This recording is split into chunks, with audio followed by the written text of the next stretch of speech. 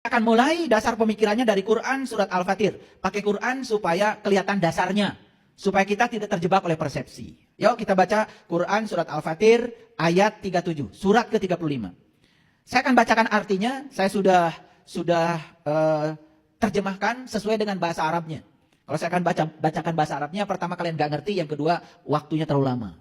Baik, kita baca. Dan mereka berteriak di dalam neraka itu. Jadi mana berteriaknya? Nah, siapa mereka itu? Siapa? Gitu aja pusing. Coba dengarkan kalimatnya. Dan mereka berteriak dalam neraka itu. Siapa mereka? Siapa?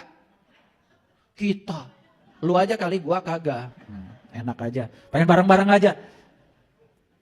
Yang jelas mereka berteriaknya di mana tadi? Ya jelas mereka itu penghuni neraka. Gitu aja kok. Susah. Tadi udah mulai tuh keluar persepsi. Mereka tuh orang kafir, mereka tuh ini, mereka tuh itu, yang gak taat sama Allah, macam-macam. Jelas, ngaji itu jangan menggunakan persepsi. Mereka berteriak dalam neraka. Kalau ditanya oleh saya, siapa mereka? Ya penghuni neraka. Teriaknya di neraka. Gampang. Nah, gitu dulu ngajinya. Ya sederhana dulu. Apa teriakannya? Ya Tuhan kami, keluarkanlah kami. Dari apa? Dari neraka. Niscaya kami akan mengerjakan amal yang soleh, yang berlainan dengan yang telah kami kerjakan.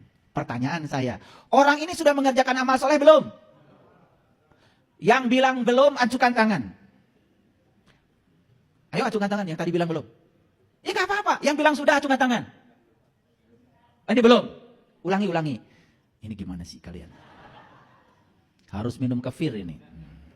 Ya Tuhan kami, keluarkanlah kami. Niscaya kami akan mengerjakan amal soleh yang berlainan dengan yang telah kami kerjakan.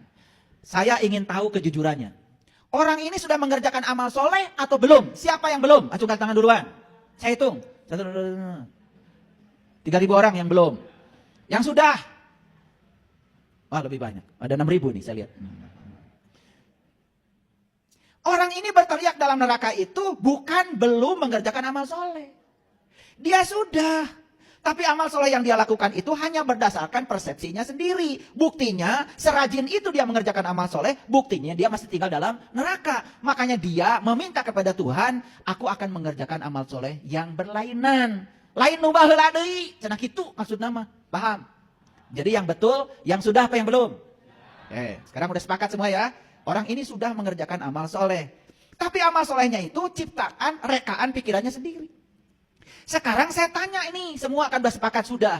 Kalian semua ini sudah tahu nggak amal soleh menurut Quran? Jangan-jangan amal soleh yang selama ini dijalankan itu hanya menurut kebanyakan orang mempersepsinya.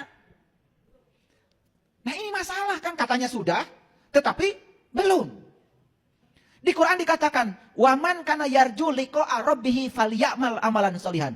Barang siapa yang ingin jumpa dengan Tuhannya, maka dia lakukan amal soleh. Jadi amal soleh itu adalah amal yang ketika dilakukan saat ini juga dapat memperjumpakan kita dengan Tuhan. Jadi amal soleh itu versi Quran adalah cara, metode yang mengantarkan kita berjumpa dengan jati diri kita. Beda? Beda? Selama ini amal soleh itu apa yang kita lakukan? Kita ngasih makanan ke orang, amal soleh. Memang ngasih makanan jumpa dengan Tuhan?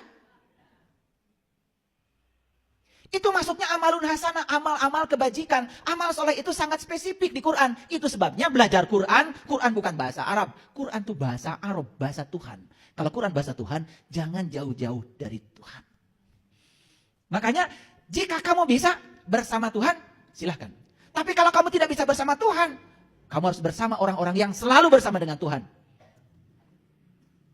Gitu. Paham sama itu? Beda. Jadi sekarang bisa membedakan mana amal soleh, mana amalun hasanah.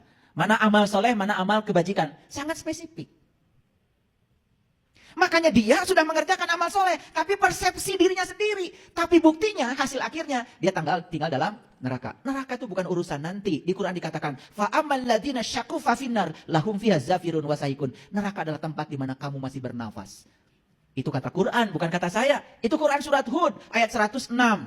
Nanti periksa surat Hud ayat 106, 107, 108. Di situ cerita tentang surga dan neraka. Banyak yang memprotes saya. Dikiranya itu buatan saya. Tidak. Itu kata Quran. Bahkan kata Quran, surga dan neraka itu di mana langit dan bumi masih ada. Kan kalian pedoman hidupnya Quran. Jangan menyerang saya dulu, baca dulu. Kalian nggak pernah baca Quran. saya bacanya 1000 kali. Jangan menyerang saya dulu, karena berbeda. Lihat, saya ini, mohon maaf, saya ini saintis. Kalau bicara sesuatu, saya membebaskan dia dari persepsi saya. Ini dalilnya, ini ayatnya saya tunjukkan. Jangan menyerang dulu, jangan menyerang dulu. Bahwa nanti di sana ada surga dan neraka, saya juga belum tahu. Tetapi yang jelas kalau hari ini kita tinggal di surga, pasti di sana juga tinggal di surga. Gak mungkin hari ini tinggal di neraka, besok-besok kita mati tiba-tiba masuk surga. Karena di dalam sebuah kitab suci, dari keyakinan lain dikatakan, hanya orang yang sudah turun dari surga yang akan bisa masuk surga. Jadi sebelum masuk surga itu harus turun dari surga dulu. Nanti maksud saya, gak mungkin orang pemarah, dendaman, jengkelan, baperan, tiba-tiba besok masuk surga. Gak mungkin. Gak mungkin amat. Tidak ada yang otomatis. Tidak ada yang instan. Semua itu harus berproses. Mengerti maksud saya? Jadi orang ini tinggal di mana? Apa katanya? Minta dikeluarkan dari neraka karena dia sudah menjalankan amal soleh. Tetapi amal soleh yang dia jalankan berbeda. Kenyataannya amal solehnya malah memasukkan dia ke dalam neraka. Jujur nih, jujur. Jujur. Sholat sudah kan? Oke. Pernah gak habis sholat marah-marah? Oke. Ini jujur ya, jujur ya. Pernah gak habis sholat membicarakan keburukan orang? Pernah apa sering? Ini wajah-wajah sering nih kelihatan. Pernah nggak habis sholat, maaf, berantem dengan pasangan? Pada barusan sholat. Pernah nggak keluar dari masjid dengan sepeda motor, kesenggol sedikit, marah sama orang yang jauh? Pernah? Pernah apa sering? Itu semua neraka. Itu semua neraka. Kita terbakar oleh api kemarahan kita sendiri. Makanya neraka itu dari naraloka. Na itu artinya cahaya, na itu artinya api, ra itu artinya cahaya, loka itu lokasi, tempat. Makanya naraloka, tempat yang terkena oleh radiasi cahaya.